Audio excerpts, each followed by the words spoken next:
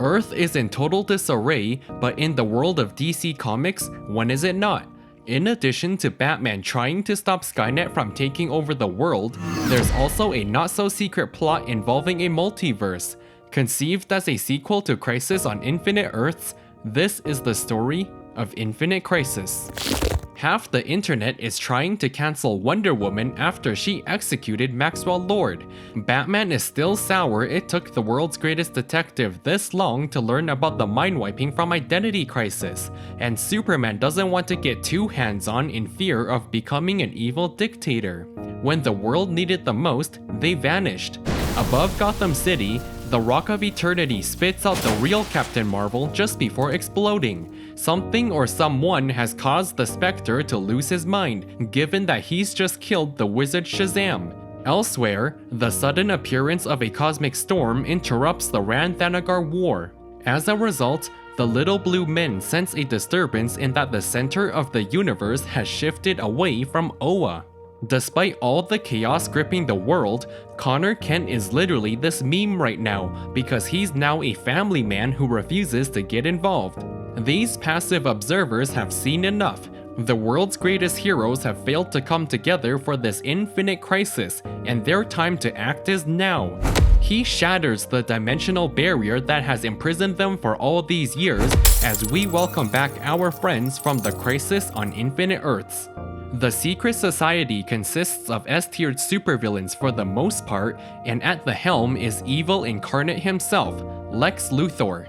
As was uncovered in Identity Crisis, he's promising revenge for all the mind-wiping the heroes had done to them, and the next item on their shopping list is a voluptuous Kryptonian. Superman extends a helping hand, who then introduces her to the others back at the fortress, and their suspicions have been confirmed. She doesn't remember a thing. At the end of Crisis on Infinite Earths, they entered a safe haven to live happily ever after, although it was anything but. They saw the heroes of this world expire, heroes turning against each other and into supervillains, and heroes wiping each other's memories, and they decided it was time to address all this corruption and darkness themselves. When a dying Lois Lane touches her hand, all her memories come flooding back into her, and that's when her cousin unveils their plan to replace this Earth with Earth 2. Batman created Brother Eye to spy on all his friends in a way that puts Google and even the NSA to shame, all because he had his mind wiped.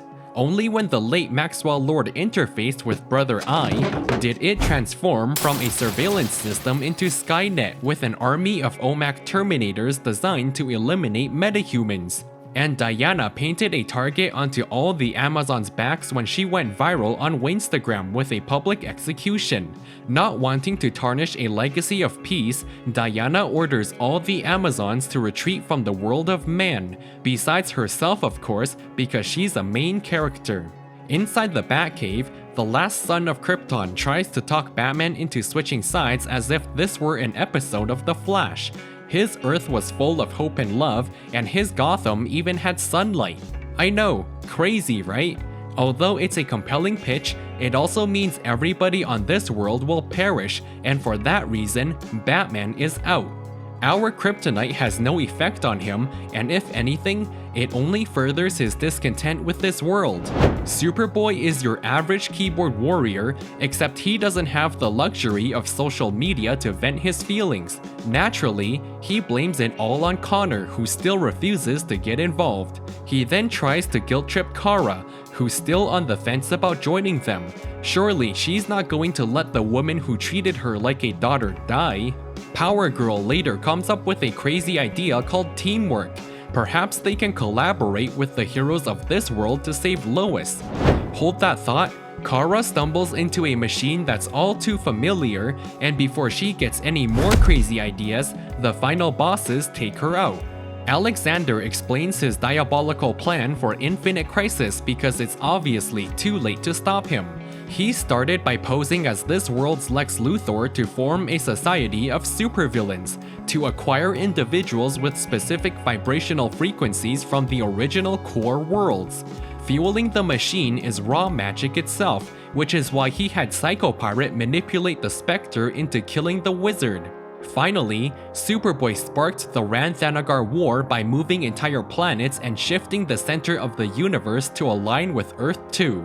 And for two big reasons which continue to elude me, everybody seems to be obsessed with Power Girl.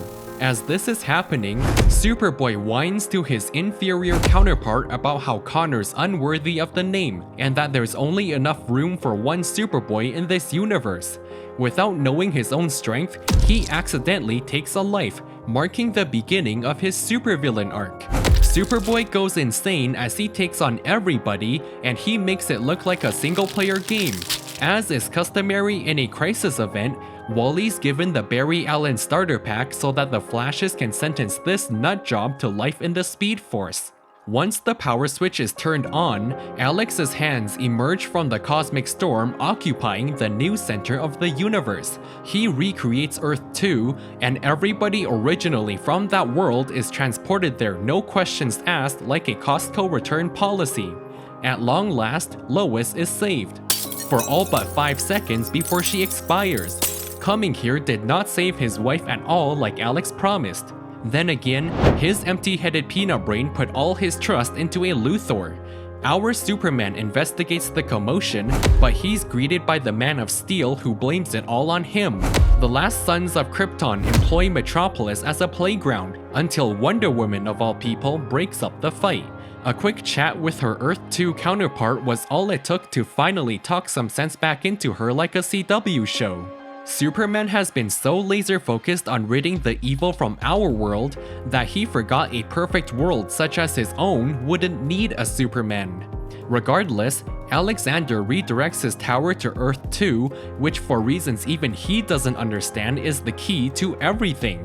In that instant, the multiverse is reborn. Speaking of things coming back, Flash returns, albeit with terrible news. He escaped the Speed Force by escaping, and he's coming. The nutjob of a final boss, Superboy Prime, has returned. Psycho Pirate nearly lost his mind in the previous crisis, in which he tried manipulating the emotions of 3 worlds. This time around, he submits to his intrusive thoughts and settles for 2 small planets instead. Alexander continues to search the multiverse for a perfect world to replace ours, but Superboy Prime suddenly announces the search is over. His homeworld of Earth Prime is the only one that matters. Nightwing manages to slip under everybody's radars probably because he doesn't have any superpowers, and that oversight costs them everything. The next thing you know, they're speeding towards the tower. The resulting explosion shatters the multiverse, leaving just a single new Earth in its wake, as well as a deceased Connor Kent.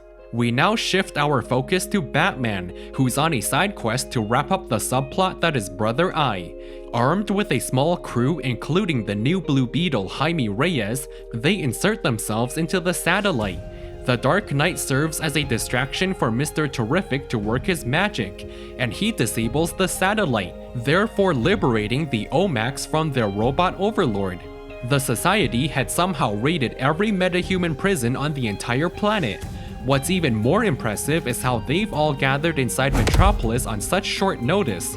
Prime now decides he wants nothing to do with this world because Connor Kent so much as existed. In fact, he's going to blast right through Oa to start another big bang to wipe out this universe. He breezes past 500 kilometers of solid willpower and the entire Green Lantern Corps, but they're only trying to slow him down until the Kryptonians catch up. Piercing through a red sun melts away his armor but not their suits because they're not women. The nutjob proceeds to make mashed potatoes out of Superman until our Superman is finally able to defeat the final boss by defeating him and putting an end to this infinite crisis. Kara mourns her loss, Joker gets revenge on Alexander for not inviting him into the Society, the Trinity make amends, and for the most part, everybody lives happily ever after until the next crisis. If you're still window shopping, what are you waiting for? Subscribe! Insert marvelous outro here, and I'll see you in the next one.